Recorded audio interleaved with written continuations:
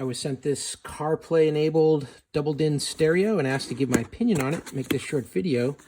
So here it goes. Here's everything you get in the box. Wiring for a backup camera, a microphone for in the car, hands-free. Looks like a tool to remove an old stereo and to pry apart some brackets so that you can do the install. Metal side brackets, the owner's manual troubleshooting, bezel bracket for the whole edge of the stereo, and the stereo itself.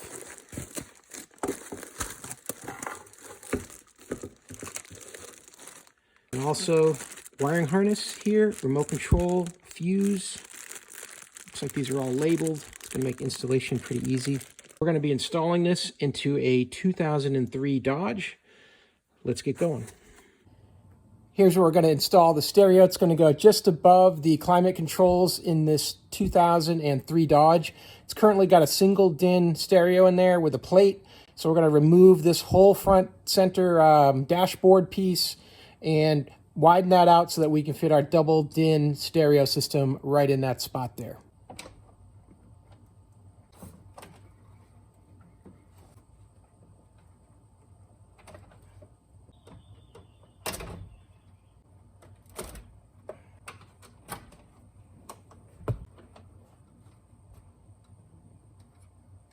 You see we got a double DIN hole here, but this angle's down because the stereos that were installed from the factory did not hold a rectangular shape all the way back. So there's a panel here that I've trimmed it with a hacksaw on each side, and then I've hit it with the Dremel tool.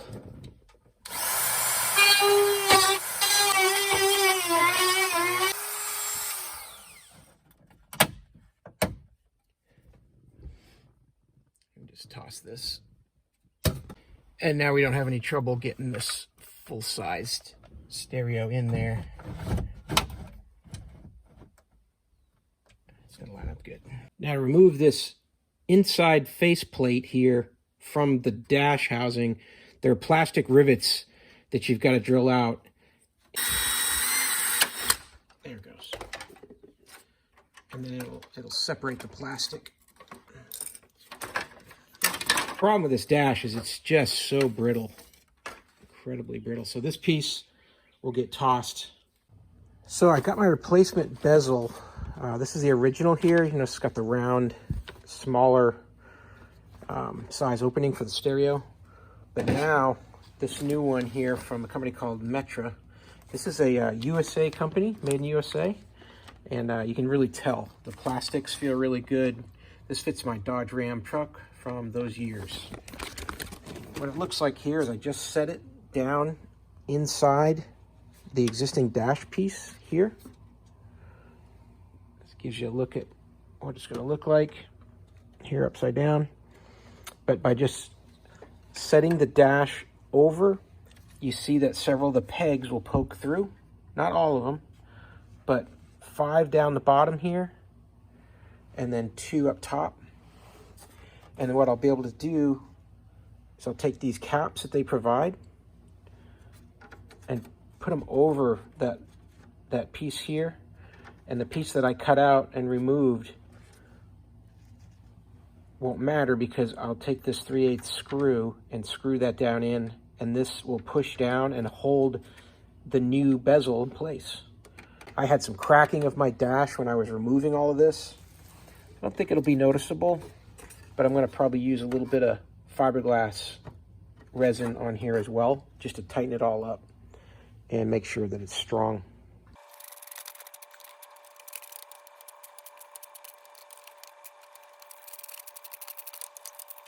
A very important step in the installation process is the wiring harness. Now, here's the plug that goes in the back of the stereo, and here are all the wires coming out of it, and all of them are labeled. Well, now I'm going to take this apart, and then I'm going to match up all of these cables here according to the color and according to the labeling so that I can get the new functionality for the new stereo connected into the vehicle.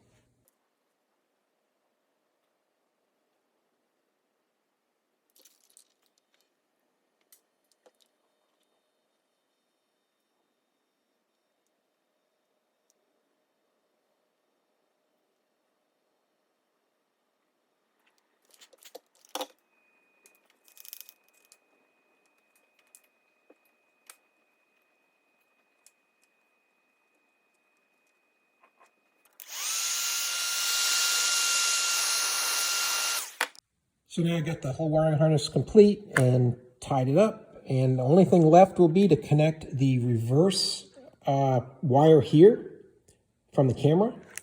And also I'll tap into this blue wire here for the power activation for the powered amplifier. So we got the harness plugged into the vehicle's plug, and then I've attached the backup camera brake light or backup light connection to the reverse in.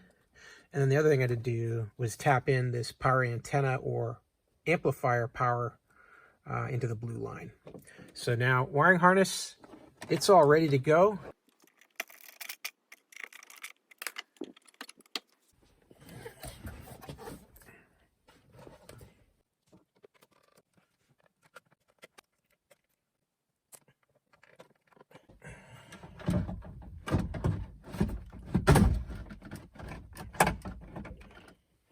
Let's give it a go.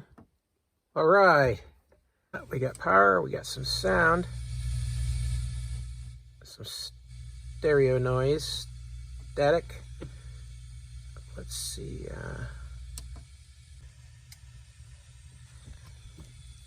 All right, looks like we got everything working.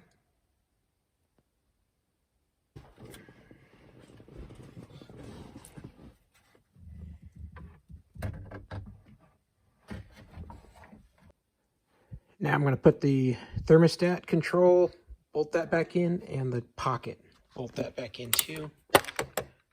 Got the rest of the dash in. Yeah, as far as the stereo fit and finish, I had to modify the opening slightly to make it fit. I had to cut this edge here. It was very tight, but we're in, and it looks good, and it sounds good. I'm going to be putting this backup camera, mounting it to the bottom of this ranch hand bumper right here.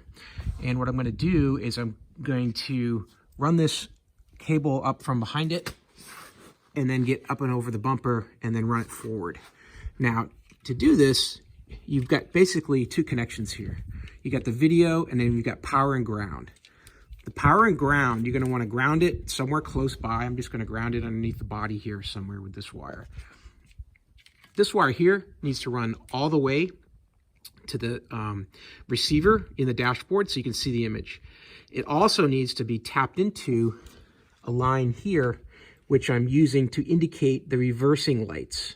So when your reversing lights come on, you're going to see that the camera turns on with that, so you get the image. This here is the plug that goes into the back of the directional here that has the reversing lights for this truck. And what I did is I just ran some tests to confirm that the purple is the line that I need. So what I did was I spliced into that purple and ran myself another purple line off here. As you can see it going into that conduit there. And now this line here, it goes up and in and matches up with my main power coming off the back of the camera. And then that line goes all the way to the front to the receiver and the dashboard. So this is a way you can tap into on these Dodges. This is a 2003 Ram 2500. Now this is how you can tap into it. Just take the tail light out, only has 2 bolts. Drop this plug down in, remove the wire wrap around it, expose this purple and cut that. And then I soldered in another line here, put some heat shrink tubing on that. And I'm just running this thing up and over, and it goes in this same piece of conduit here that's going all the way up to the firewall at the front of the truck. Just ran it along this rail the whole way on the top, over the fuel tank, kept it out of the way of anything that's moving, and did that. Now to reinstall this taillight, you're just going to attach this cannon plug. You're going to slide this little catch here off to the side, and then you're going to put it into the plug, and then slide that catch back over. Now you've just got these 2 plugs here that go into these slots here on the side of the truck. Just fit in there.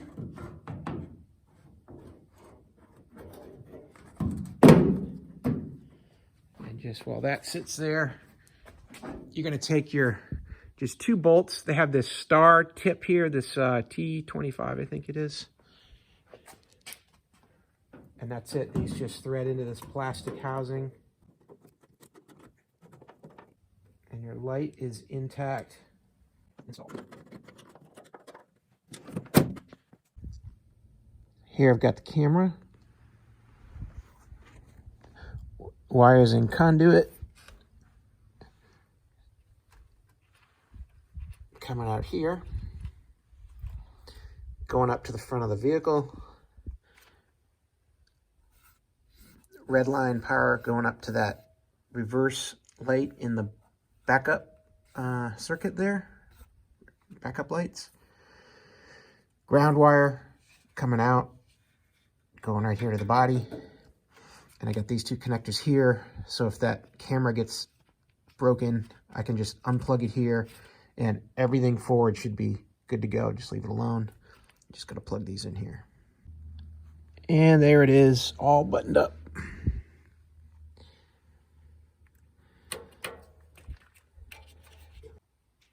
Take a look at where the backup wire comes into the car through the firewall.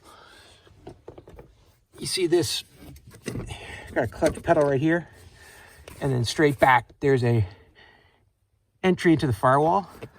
I've got a cable here for power for an amp, and then I cut a rubber hole in the rubber boot for my line here. This is going up to my stereo that has the video signal for the backup camera, and that's just going to go underneath the floor mat here and then up here with this wire here, and the amp wires up to the stereo in behind the dash. And there's the stereo right there. Go ahead and test this out.